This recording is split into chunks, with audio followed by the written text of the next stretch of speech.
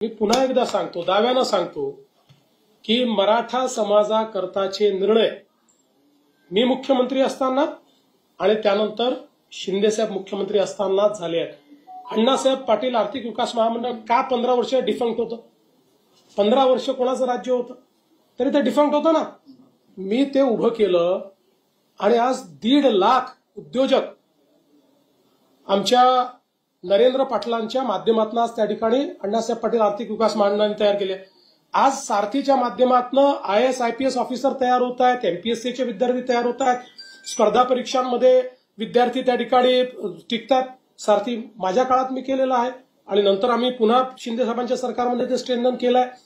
शिक्षणाच्या योजना, त्या ठिकाणी वसतिगृहाच्या योजना, वसतिगृह होत नाही तोपर्यंत भत्त्याच्या योजना, सगळ्या आम्ही केलेल्या योजना आहेत. त्यामुळे हे जे काही लोक तोंड वर करून विचारतात त्यांनी एकदा आरसा बघावा आणि त्यांनी सांगावं ना नेमकं काय केलं.